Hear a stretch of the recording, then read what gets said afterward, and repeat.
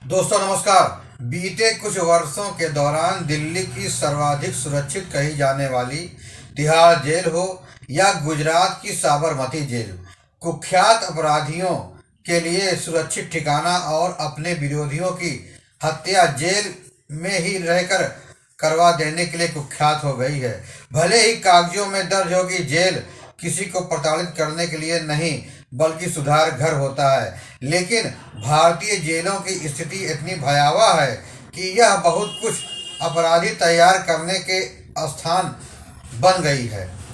भारतीय जेलें अत्याचार, मारपीट, पैसा छुड़ा लेने, गरीब लोगों के बगैर माकूल न्यायिक मदद के लंबे समय तक जेल में रहने, रसूखदारों की आरामगाह व निरापद स्थली के तौर पर कुख्यात है। दूसरी तरफ देखें तो हमारी जेलें निर्धारित क्षमता से कई कई गुना ज़्यादा बंदियों से ठुसी पड़ी हुई हैं। भारत सरकार के कुछ महीने पहले के आंकड़े बताते हैं कि देश की 1382 जेलों में 5,73,200 बंदी हैं, जो कि क्षमता से 131% अधिक हैं। जेलों में बंद लगभग 78% बंदी विचाराधीन है। देश में सर्वाधिक करीब 1.25 लाख बंदी उत्तर प्रदेश की जेलों में बंद है, जबकि क्षमता है 62,700 की। इसके बाद उत्तराखंड आता है, जहां ऑक्यूपेंसी रेट 182.4% है। इसके बाद पश्चिमी बंगाल 181%, मेघालय 167.2%, मध्य प्रदेश 163% और जम्मू कश्मीर 157% का स्थान है। गुजरात राज्य विधिक सेवा प्राधिकरण ने 24 अक्टूबर 2024 को जेल सुधारों पर अपनी रिपोर्ट जारी की, जो देश में अपनी तरह की पहली पहल है। इसमें उजागर हुआ कि गुजरात की जेलों में क्षमता से 119% अधिक बंदी है। मजेदार बात यह है कि राज्य की खुली पड़ी जेलें पड़ी हैं। मध्य प्रदेश के मंदसौर में अफीम की खेती होती है, वहाँ इससे जुड़े बंदी भीड़ बढ़ाते हैं। मंदसौर जिला जेल में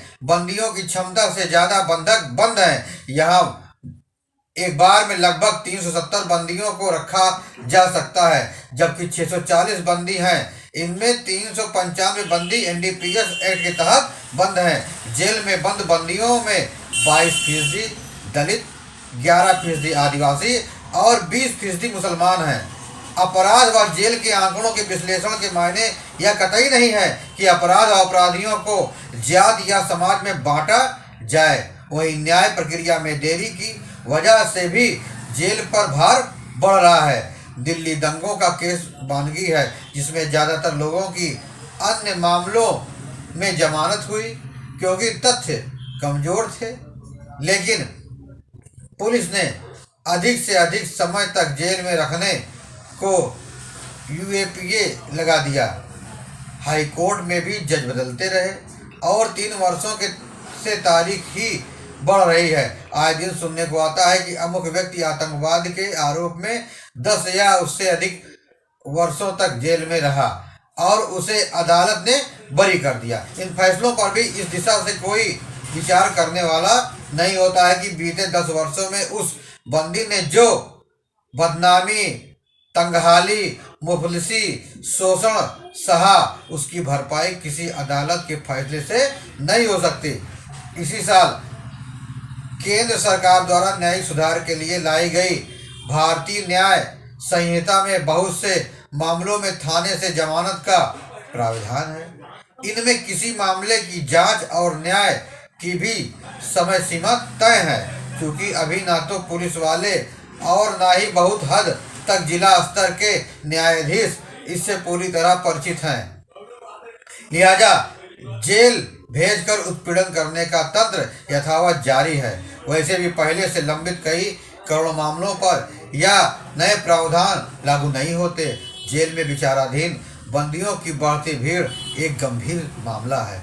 जेल में विचाराधीन बंदी से कोई काम नहीं करवाया जाता, सो सारा दिन लाखों लोग खाली रहकर समय बिताते हैं। इनमें से ही कई के दिमाग में और अपराध करने के फितर उपजते हैं।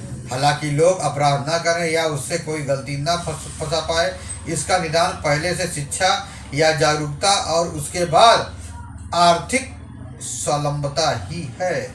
इसके लिए कुछ प्रयास सरकार के स्तर पर और अधिक प्रयास समाज के स्तर पर होने चाहिए। यह भी जरूरी है कि आम लोगों को पुलिस की कार्यप्रणाली, आम लोगों के कर्तव्य और अधिकतर अदालतों की प्रक्रिया, वकील के अधिकार, मुफ्त कानूनी सहायता जैसे विषयों की जानकारी दी जाए। इसके लिए स्कूल पाठ्यक्रम में प्रावधान के साथ कमजोर आर्थिक सामाजिक स्थिति के मोहल्लों और गांव में नियमित कार्यशालाएं भी होनी चाहिए। साथ ही छोटे मोटे अपराधों को जेल से बाहर की ही निपटाने की प्रक्रिया पर जोर देना चाहिए।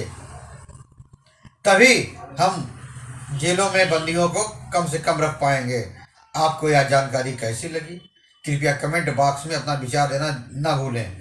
फिर मिलेंगे नई जानकारी के साथ, नई खबरों के साथ। तब तक आप स्वस्थ रहें, सुरक्षित रहें। धन्यवाद।